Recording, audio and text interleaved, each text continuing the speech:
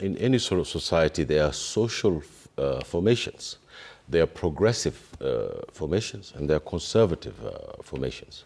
One of the founders of this country, Jaramogi Odinga, who I think is the father of this constitution, because he's at the earliest period, he's the one who stood up and said that the Constitution of Kenya was being blatantly being broken by the Kenyatta administration, of which he was vice president, and he resigned on that basis. You know, the first constitution we had is one of the most beautiful constitutions I've ever read. It was written by a guy called Thurgood Marshall, who was a United States Supreme Court, and even came here during the Independence Day. But you see, the government did not follow the constitution. The minute the president brought in the presidency and the prime minister together, we have the imperial presidency. That imperial presidency has been the bane of every opposition in this country.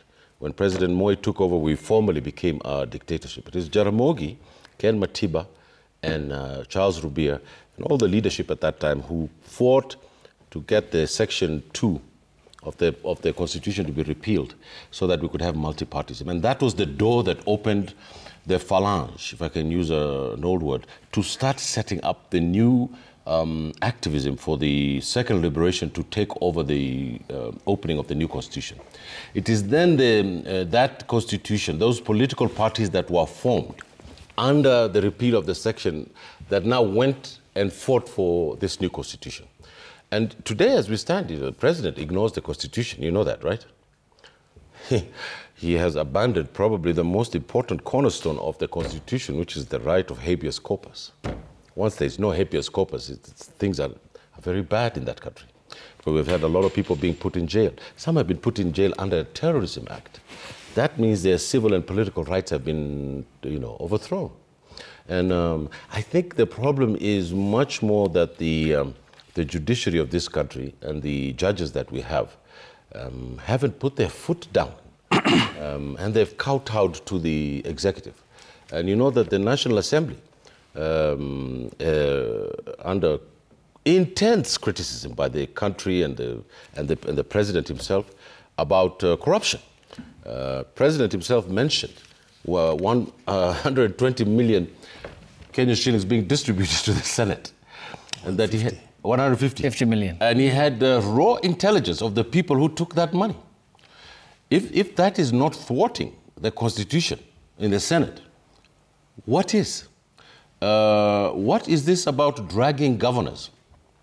There's a governor who's being taken there. I've never heard his name. I think he's from Kericho. What's his name? Eric Mutai. Eric Mutai.